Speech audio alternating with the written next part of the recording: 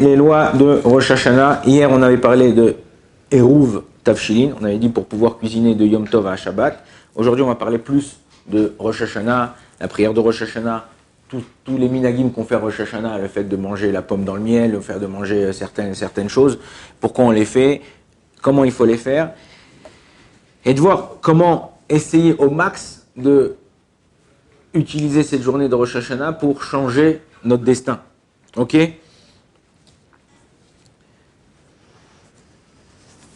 Les tfilotes de Rosh Hashanah, comme je vous ai dit, c'est important de les réviser. Attends pas le jour de Rosh Hashanah. Il y a des gens, ils attendent le rouge de Rosh Hashanah. Ils vont dans leur bibliothèque, ils tirent le Marzor Rosh Hashanah. Et ils arrivent à la synagogue. Ah bon, on est. Qu'est-ce qu'il faut faire? Ah, non. Vous savez que les chazanim, ceux qui prient pour nous, on va dire, qui nous représentent au niveau de la prière, on suit avec eux, ils se préparent au moins un mois avant. Un mois avant, ils prennent. Et Achot Ketana. Achot Ketana, c'est ce qu'on lit à l'entrée de Rosh Hashanah. Les prières. Celui qui sonne du chauffard, il se prépare. C'est pas t'arrives, il arrive, hop, vas-y, il faut sonner du chauffard, je sonne du chauffard et toute l'année du chauffard. Non. Il y a une préparation à avoir. Donc cette préparation, elle est très très importante. Et il faut s'y préparer pour pouvoir que cette prière-là, elle coule dans nos lèvres, sur nos lèvres, le jour de Rosh Hashanah. Ça, c'est la première chose. Il y a écrit dans la Gemara qu'à Rosh Hashanah, on ne demande pas des bakashot personnels. On ne demande pas des choses. Le Zohar, il dit quoi? Il dit l'avdil et les favdalot. Il dit c'est comme un chien. Un chien, quand il aboie, il dit haou, haou, hav, en araméen, c'est-à-dire donne. Mais quoi donne? Qu'est-ce que tu veux que je te donne? Non, il y a des choses qu'on peut demander, toute la condition, comme ça il dit Rabbi Nachman de Breslev dans l'écouté Moran, il dit toute la chose, c'est comment tu la demandes. Si tu demandes à Kadosh Baruch Hu, donne-moi de l'oseille, vas-y, fais-moi gagner au loto, vas-y, je veux la Tesla, je veux ça. Ah non, vas-y, okay, pourquoi tu veux que je te donne? Mais si tu demandes à Kadosh Baruch Hu, voilà, si j'avais un peu plus d'argent, je gagnais un peu mieux ma vie, je pourrais aider d'autres personnes. Je pourrais acheter des tefilines Meudarot, je pourrais acheter, là bientôt c'est Sukkot, acheter un etrog, un loulav très, très beau, ou je pourrais faire les fêtes bien. À Kadosh Baruch Hu, si tu me donnes une belle voiture, je pourrais accompagner des gens ou aider certaines personnes qui en ont besoin. Il y a des choses, quand tu demandes pour faire des mitzvot, ça ne s'appelle pas de demander. Donc quand c'est qu'on peut demander, à la fin de la Admida, après Eloka et Netzor, on peut demander à Kadosh Baruch Hu le jour de Rosh Hashanah. Simcha, la joie. C'est important d'être joyeux le jour de Rosh Hashanah. Tu rentres à la maison, je vous ai dit, vous avez dit ça aussi, tu rentres à la maison le soir de Rosh Hashanah, la table elle est pas mise, la maison elle est sans dessus-dessous, ne t'énerve pas, même pas dans ton cœur. Là vous allez terminer, vous êtes tous ensemble à la yeshiva, vous allez prier, machin.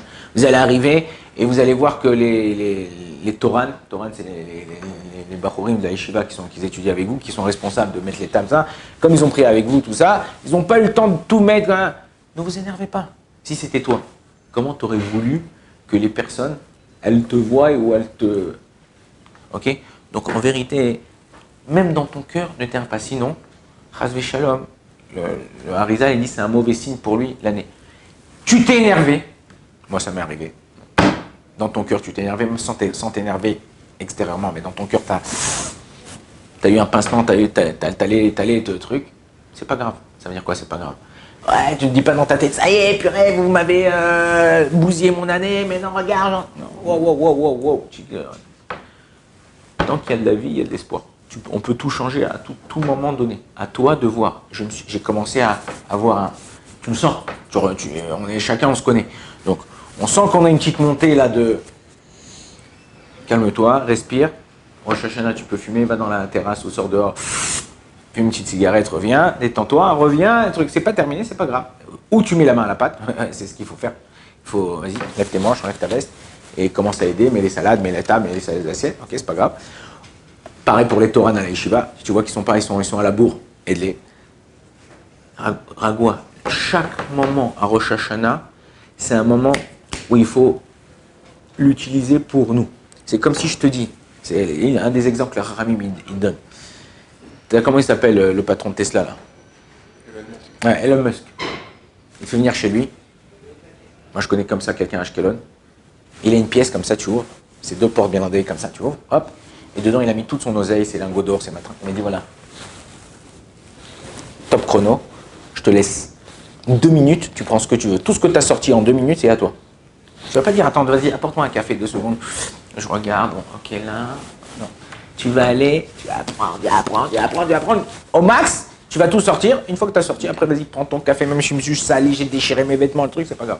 La même chose à Rosh Hashanah. Tu as 2 jours où tu peux tout changer. Il y a une des choses qu'on fait. Tu sais pas étudier?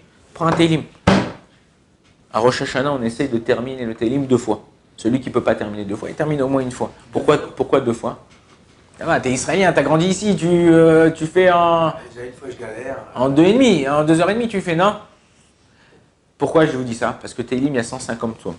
150 psaumes x 2, ça fait 300 psaumes.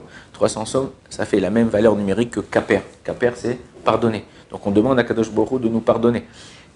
T'es fatigué, en général, le Zohar, il dit que celui qui dort en Rosh Hashanah, son mazal, il dort toute l'année.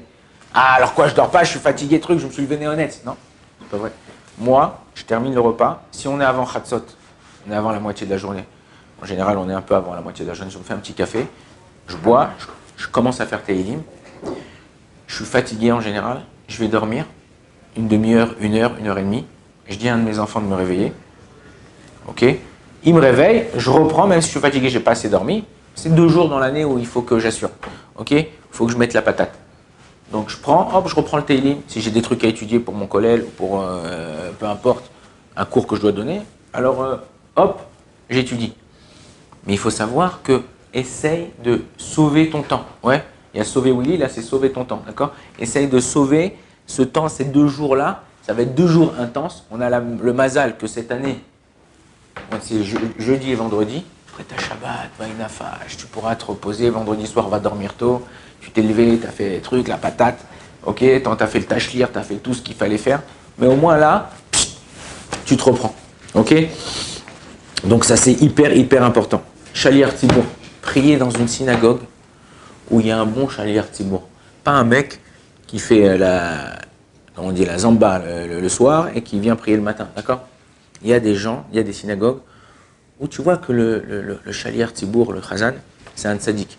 Moi, au Hachem, vous savez qu'à Jérusalem, à tous les coins de rue, vous avez une synagogue. Moi, dans ma rue, j'ai 1, 2, 3, 4, j'ai 5 ou 6 synagogues dans ma rue. Ok? Et bien, Bli Ain Hara sont toutes pleines. Il y a des synagogues où il n'y a pas de rave. Il y a des synagogues où il y a un rave, mais c'est pas ça. Il prie vite, très vite, même à Rosh Hashanah. Alors qu'est-ce que je fais? J'ai trouvé une synagogue où c'est un mec qui, Baruch Hashem, Talmid Chacham, Irei Shamayim. D'après le Shulchan Aruch, c'est mieux qu'il ait plus que 30 ans, qui étudie la Torah, qui est quelqu'un de droit, même s'il n'étudie pas, quelqu'un de droit, quelqu'un de sérieux, quelqu'un d'honnête. Pourquoi? Parce que plus la personne elle est pieuse, plus la tfila, mieux la tfila monte. Et on a besoin d'un représentant. Le Shaliar Tzibour, c'est quoi? Shaliar, c'est l'envoyé, Tzibour, de l'Assemblée.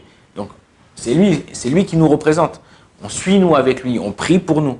Mais c'est important que le Shaliar Tzibour, il soit quelqu'un de bien. Maintenant, s'il n'a pas 30 ans, si c'est quelqu'un qui est Irei Shamayim, mais voilà, peu importe, mais qui est quelqu'un qui nous représente, quelqu'un de bien. Ok? C'est important, celui qui peut, je ne sais pas comment ça se passe à la yeshiva, si vous vendez les mitzvot, vous ne vendez pas les mitzvot ou quoi, mais pendant de Rosh Hashanah jusqu'à Yom Kippour, au moins de monter une fois la Torah. Rosh Hashanah, Tzom Gedalia, pendant les Aseret Yom Teshuvah, Yom Kippour, de monter à la Torah le jour, un de ces jours-là, rajoute du mérite au niveau de ce jour-là. C'est quoi les minags de Rosh Hashanah? Donc on a dit faire attention déjà Aleph Bet, ok, le Béaba, ne pas s'énerver. Tout le Rosh Hashanah reste zen, ok?